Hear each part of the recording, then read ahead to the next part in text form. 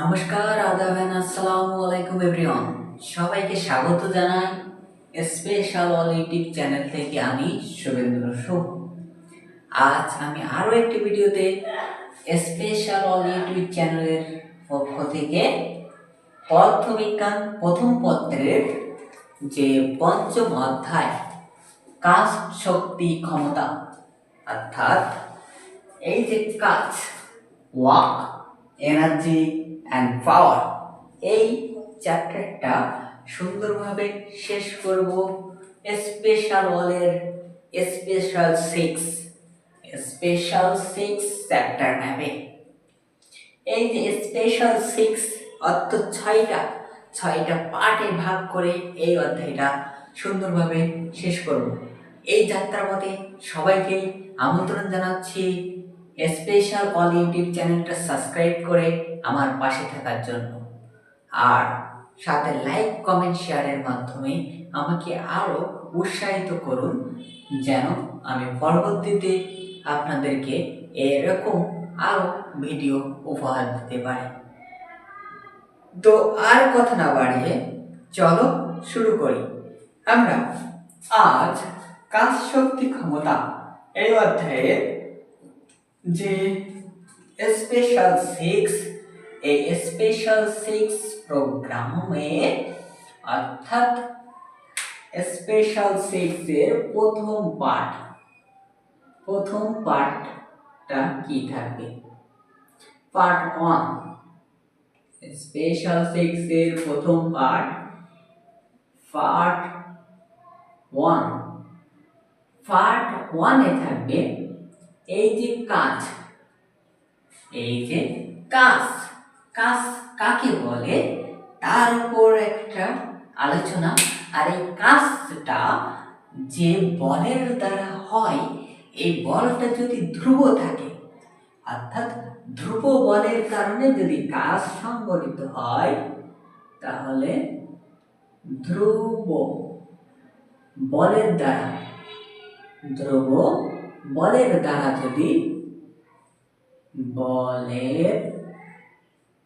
দ্বারা যদি কোনো কাজ সম্পন্ন হয়, তাহলে লক্ষ্য করো এই যে ধ্রুব বলটা যদি ধ্রুব হয়, তখন যে কাজটা সম্পন্ন হয় সেই বেসিসে তিনটা অংশে ভাগ করা যায়।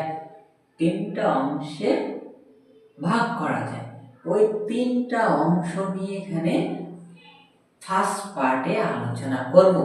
এই ধ্রুব বলের কারণে কখনো পজিটিভ হয়, কাজ পজিটিভ কি ধনাত্মক।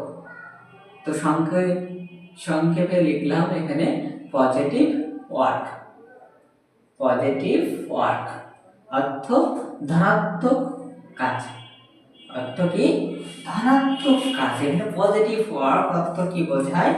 ধনাত্মক কাজ। কি ধনাত্মক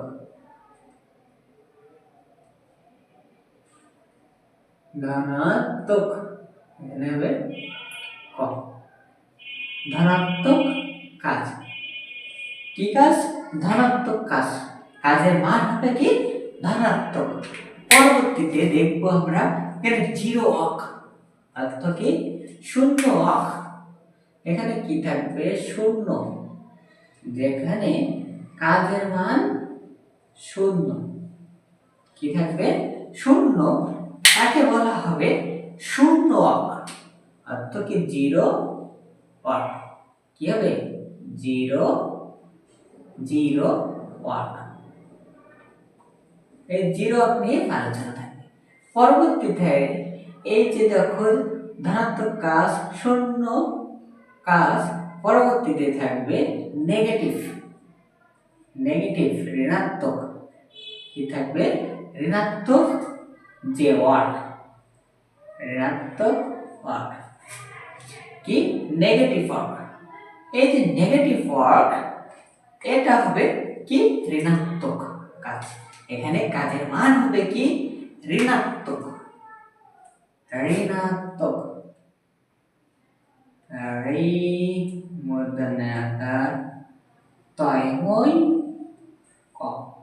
এখানে হবে ঋণাত্মক কাজ।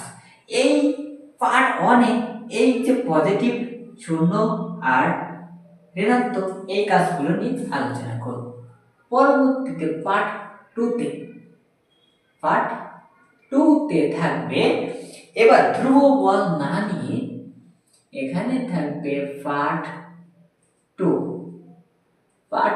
2 তে থাকছে যদি এই ধ্রুব বলের পরিবর্তে পরিবর্তনশীল বল হয়, অর্থাৎ প্রতি মুহূর্তে বলটা যদি পরিবর্তন হয়, সেখানে ধ্রুব না থেকে প্রতি মুহূর্তে যদি বলের পরিবর্তন হয়, তখন লক্ষ্য করো পরিবর্তনশীল বলের কারণে কি হবে, তখন হবে পরিবর্তনশীল বল। এই পরিবর্তনশীল বলের কারণে যে কাজটা সংঘটিত হবে, এই পরিবর্তনশীল বলের কারণে যে কাজটা সংঘটিত হবে তার উপর ভিত্তি করে এখানে প্রথমত থাকবে একটা পরিবর্তনশীল বলের ভিতরে প্রথমত থাকবে যে স্থিতিস্থাপক। যদি কোনো বস্তু স্থিতিস্থাপক হয়, তাহলে স্থিতিস্থাপক বলের বিপরীতে স্থিতিস্থাপক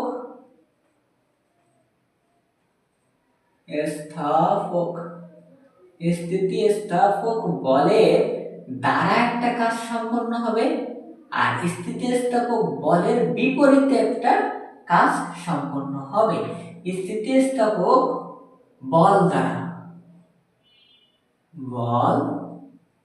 দ্বারা কৃত কাজ। এখানে দেখাবো স্থিতিস্থাপক বল দ্বারা কৃত কাজ, আর এখানে বলা যায় স্থিতিস্থাপক বলের ভিতরে একটা বল, যেমন একটা বস্তুর বল, এটাকে বলতে পারো স্প্রিং বল। এখানে আরো একটা বিষয় নিয়ে আলোচনা করব স্থিতিস্থাপক বলের মধ্যে, স্প্রিং বল দ্বারা কৃত কাজ। এবার এই স্প্রিং বল দ্বারা কৃত কাজ তো হলো, পরবর্তীতে থাকবে এই স্প্রিং বলের বিপরীতে কৃত কাজ। পরেরটা থাকবে স্থিতিস্থাপক বলের বিপরীতে কৃত কাজ। এই দুইটা স্প্রিং আর স্থিতিস্থাপক, এই দুইটার বিপরীতে কৃত কাজ। এই বলের বিপরীতে কৃত কাজ, বলের বিপরীতে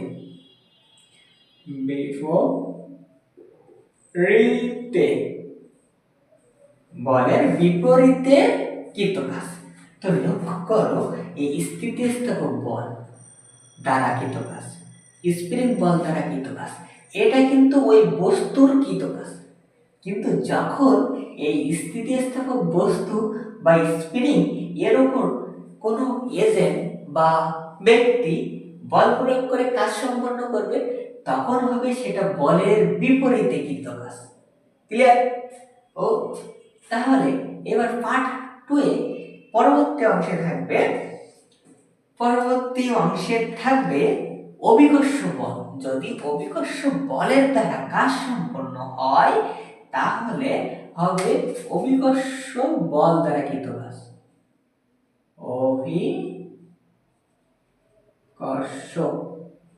অভিকর্ষ বল দ্বারা কৃত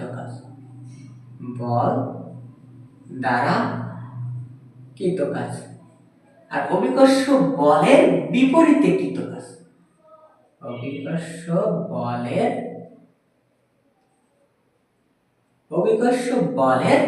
বিপরীতে কৃত কাজ,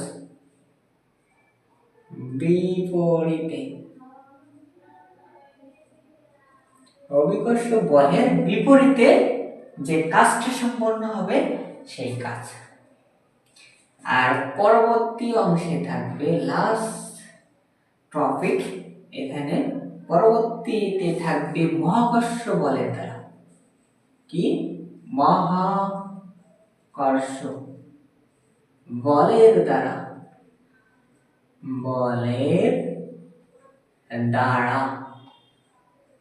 মহাকর্ষ বলের দ্বারা কৃত কাজ। এগুলো সবই কি স্থিতিস্থাপক বল দ্বারা কৃত কাজ, স্প্রিং বল দ্বারা কৃত কাজ। এই স্থিতিস্থাপক বলের বিপরীতে কৃত কাজ, স্প্রিং বলের বিপরীতে কৃত কাজ, আর অভিকর্ষ বলের দ্বারা কৃত কাজ, অভিকর্ষ বলের দ্বারা কৃত কাজ, আর অভিকর্ষ বলের বিপরীতে কৃত কাজ, আর মহাকর্ষ বলের দ্বারা কৃত যে কাজ। এগুলো সবই কি কাজ নির্ণয় করব, কাজের মান নির্ণয় করব। এই সব টপিকগুলো থাকছে পার্ট 2-তে। পার্ট 2 শেষ করার পর আমার এই কাজ বিষয়ে সবগুলো বিষয় আলোচনা শেষ হবে। পরবর্তীতে থাকবে শক্তি নিয়ে আলোচনা। এখানে থাকবে শক্তি কি, প্রথমত থাকবে শক্তি কি বা এই শক্তির একক বা মাত্রা নিয়ে আলোচনা। প্রথমত থাকবে শক্তি কি বা কাকে বলে, শক্তি কি বা কাকে বলে, এই শক্তির একক। পরবর্তীতে থাকবে মাত্রা, একক আর মাত্রা নিয়ে আলোচনা। একক আর মাত্রা নিয়ে আলোচনার পরে থাকবে এই যে শক্তির প্রকারভেদ, শক্তি কত প্রকার হতে পারে, এই শক্তির প্রকারভেদ। তাহলে প্রথমে বললাম শক্তি কি বা কাকে বলে, দ্বিতীয়ত এর একক বা মাত্রা, তৃতীয়ত থাকবে এই শক্তির প্রকারভেদ, শক্তির প্রকারভেদ।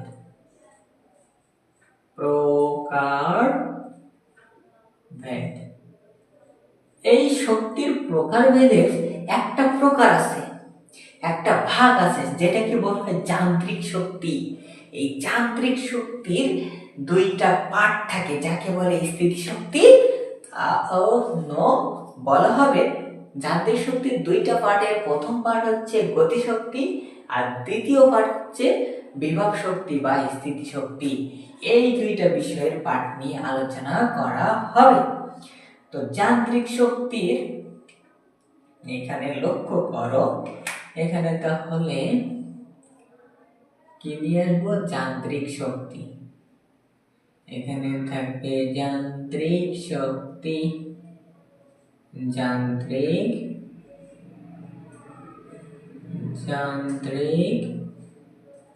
শক্তি। এই যান্ত্রিক শক্তি, যখন যান্ত্রিক শক্তিটা নিয়ে আলোচনা করব তো তখন প্রথমেই দেখো আমি বলেছি যান্ত্রিক শক্তিটা থেকে দুইটা পার্টের মাধ্যমে শেষ করাবো। এই যান্ত্রিক শক্তি কিন্তু দুই রকমের, তো প্রথমেই বলেছি দেখো এখানে। তাহলে যান্ত্রিক শক্তির প্রথম অংশটা নিয়ে থাকবে পার্ট 3, যান্ত্রিক শক্তির প্রথম অংশ নিয়ে থাকবে পার্ট 3। পার্ট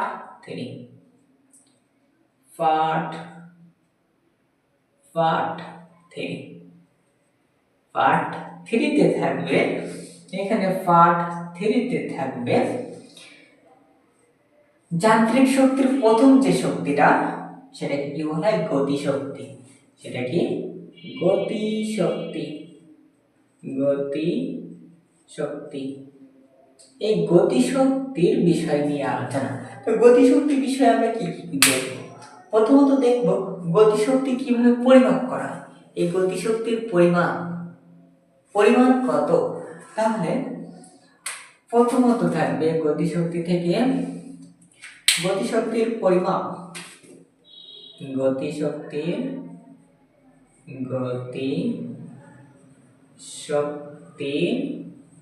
পরিমাপ করা,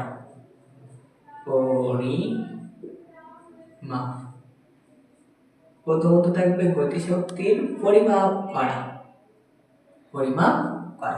দ্বিতীয়ত থাকবে গতিশক্তি ও ভরবেগের মধ্যে যে সম্পর্ক, গতি শক্তি ও ভরবেগের সম্পর্ক, ও ভর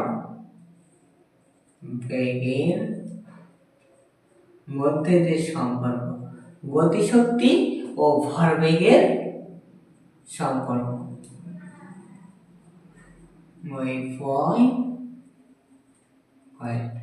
গতিশক্তি ও ভরবেগের যে সম্পর্ক, এই সম্পর্ক গতিশক্তি ও ভরবেগের সম্পর্ক। তার পরের পাঠে থাকবে পার্ট 4। পার্ট 4টা যান্ত্রিক শক্তির আরো একটা অংশ, যেটাকে বলা হয় স্থিতিশক্তি বা বিভব শক্তি। কি বলা হয়? স্থিতিশক্তি বা বিভব শক্তি। পার্ট 4। পার্ট 4-এ তাহলে কি থাকছে? স্থিতিশক্তি। স্থিতিশক্তি বা এটার আরেক নাম কি? বিভব শক্তি। এটাকে আরেক নাম বলা যায় বিভব বা বিভব শক্তি। কি? বিভব শক্তি। এই স্থিতিশক্তি বা বিভব শক্তি এই অংশটা আবারও পার্ট 4-এ স্থিতিশক্তি আর বিভব শক্তি যখন আলোচনা করব তখন থাকবে। এখানে স্থিতিশক্তি বা বিভব শক্তি যখন আলোচনা করব, এইখানে দুইটা অংশ থাকবে। একটা থাকবে অভিকর্ষ বলের দ্বারা, একটা থাকবে অভিকর্ষ বল অর্থাৎ অভিকর্ষ বিভব।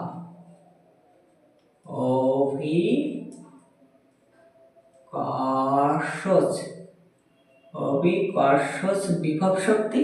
আর দ্বিতীয়ত থাকবে স্প্রিং এর বিভব শক্তি। স্প্রিং এর বিভব শক্তি নিয়ে আলোচনা করব, আর কি অভিকর্ষ বিভব শক্তি নিয়ে আলোচনা করব। আর এখানে বিভব শক্তির এই অংশটা মাধ্যমে পার্ট 4 এর কাজ কমপ্লিট করব।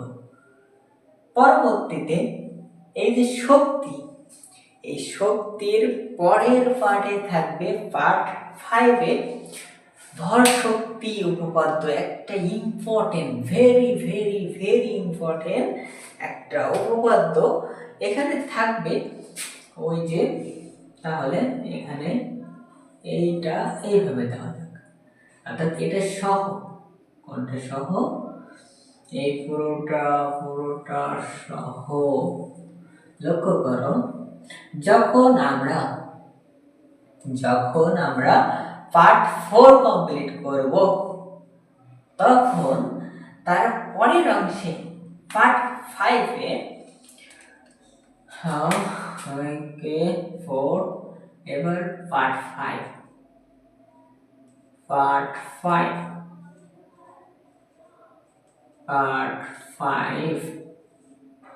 তো পার্ট 5-এ লক্ষ্য করো, পার্ট 4 কমপ্লিট করার পর পার্ট 5-এ আমরা জানবো যে সকল বিষয়, তার মধ্যে একটা ইম্পর্টেন্ট কি উপপাদ্য?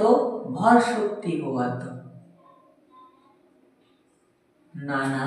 কাজ শক্তি উপপাদ্য। ভর শক্তি বলছি কেন? কাজ শক্তি উপপাদ্য। কাজ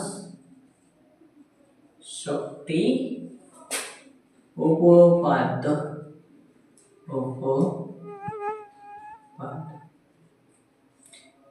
কাজ শক্তি উপপাদ্য আলোচনা করার পর আমরা আলোচনা করব সংরক্ষণশীল বল আর অসংরক্ষণশীল বল। সেটা কি? সংরক্ষণশীল বল কি আর অসংরক্ষণশীল বল কি? সংরক্ষণশীল বল, সংরক্ষণশীল যে বল আছে, সংরক্ষণশীল বল আর অসংরক্ষণশীল বল।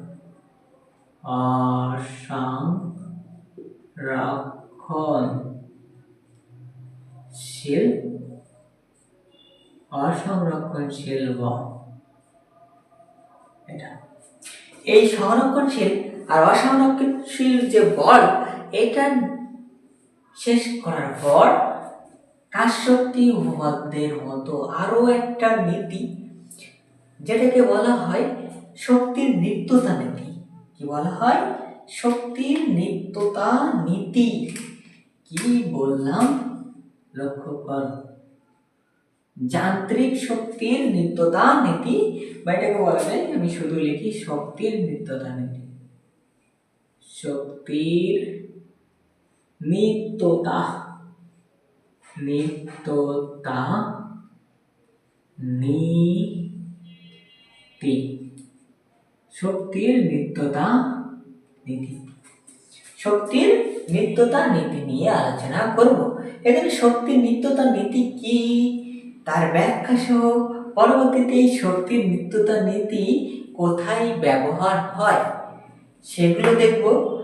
আর এখানে যান্ত্রিক শক্তির নিত্যতা তাহা নিয়ে আলোচনা করব। এবার পরবর্তীতে থাকবে পার্ট 6। পার্ট 6 এ কি থাকছে সেটা দেখো। পার্ট 6 এ কমপ্লিট করতে যাব যে পার্ট 6 এ এটাও আর একটা ইম্পর্টেন্ট অংশ, যেটাকে বলা হয় ক্ষমতা। কি ক্ষমতার অংশ আসবে, থাকবে ক্ষমতা। কি থাকবে? ক্ষমতা। পার্ট 6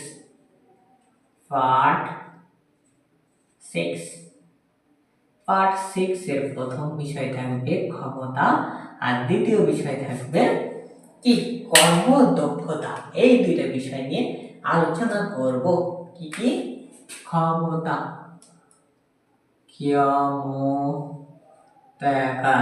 ক্ষমতা, আর কর্মদক্ষতা,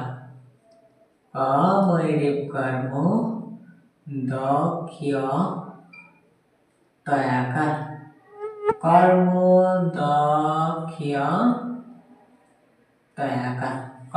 দক্ষতা, কর্মদক্ষতা। এরই মাধ্যমে পার্ট 6 শেষ হবে। তাহলে স্টুডেন্টস তাহলে এই চ্যাপ্টার ব্যাকটা আবারও একবার রিভাইজ দিয়ে দিই। কি? কাজ, শক্তি আর ক্ষমতা। এখানে প্রথম পার্টে থাকবে ধ্রুব বলের দ্বারা কৃত কাজ, সেটা পজিটিভ ধনাত্মক কাজ, নেগেটিভ ঋণাত্মক কাজ, আর শূন্য কাজ, যেখানে কাজ শূন্য। পরবর্তীতে থাকবে পরিবর্তনশীল বল, অর্থ স্থিতিস্থাপক বল বা স্প্রিং বলের দ্বারা কৃত কাজ। আর এই যে পরিবর্তনশীল বল আছে, এই বলের বিপরীতে কৃত কাজ। পরবর্তীতে অভিকর্ষ বল দ্বারা কৃত কাজ, আর অভিকর্ষ বলের বিপরীতে কৃত কাজ। আর লাস্ট থাকবে মহাকর্ষ বলের দ্বারা কৃত কাজ। এর মাধ্যমে কাজ এর অংশ শেষ হবে। পরবর্তীতে থাকবে শক্তি। শক্তি কি?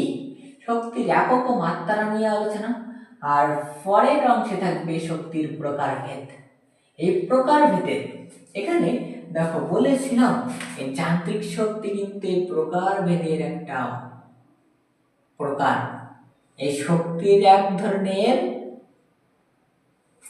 একটা শক্তির অংশ হচ্ছে কি যান্ত্রিক শক্তি। এই যান্ত্রিক শক্তিটাকে আমরা কি দুইটা পার্টে ভাগ করে নিয়েছি, পার্ট 3 এন্ড পার্ট 4।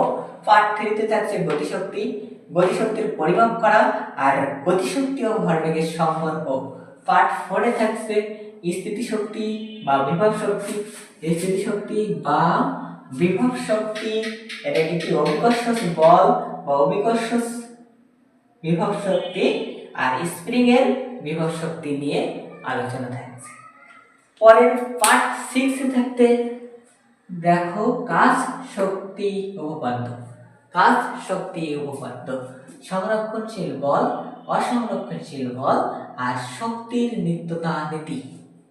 এখানে শক্তির নিত্যতা নীতি সহ এই শক্তির নিত্যতা নীতি কোথায় ব্যবহার হয়। পরবর্তীতে থাকছে পার্ট 6। পার্ট 6 এ থাকছে কর্মদক্ষতা, ও ক্ষমতা, ক্ষমতা ও কর্মদক্ষতা। আবার আর একটা বিষয় থাকবে, এই প্রত্যেকটা যে অংশগুলো আছে এই প্রত্যেকটা অংশগুলোর থেকে গাণিতিক অংশ সমাধান। লাস্ট কি থাকবে, প্রত্যেকটা অংশ থেকে গাণিতিক সমস্যা সমাধান। গাণিতিক গাণিতিক সমস্যা সমস্যা সমাধান করা। গাণিতিক সমস্যা